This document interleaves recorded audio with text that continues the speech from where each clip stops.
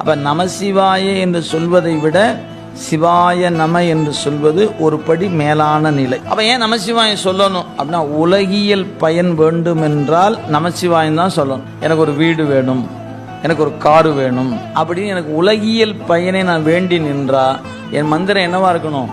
நமசிவாய நமசிவாய நமசிவாயன்னு நான் தொடர்ந்து சிந்திக்கணும். எனக்கு இந்த உலகம்லாம் வேண்டாம் அப்படின்னா இதிலிருந்து வெளியே போகணும்னு எனக்கு ஒரு ஆசை. எது? இந்த செல்வம் இருக்குது, அது அழுந்தாமல் இருக்கணும். பதவி இருக்குது, அதில் அழுந்தாமல் இருக்கணும். எப்படியோ இருக்கிற சூழல்ல எது எப்படி இருந்தாலும் நம்ம அறிவு பாதிக்காமல் இருக்கணும். என்ன பண்ணலாம்? சிவாய நம சிவாய நம சிந்திச்சிங்கன்னா அதில் அழுந்தாம காப்பாத்தினா பத்தாதியா, அதை விட்டு விலகணுமே அப்படின்னா அதுக்கு அடுத்த மந்திரம் அதை விலக்கி தரும்.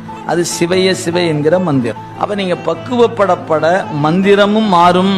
அதனால தீக்கையை 4 வகையா பிரித்து சமயம், விசேடம், நிர்வாணம், அபிடேகம் என்று 4 பிரித்து வச்சிருக்கிறாங்க.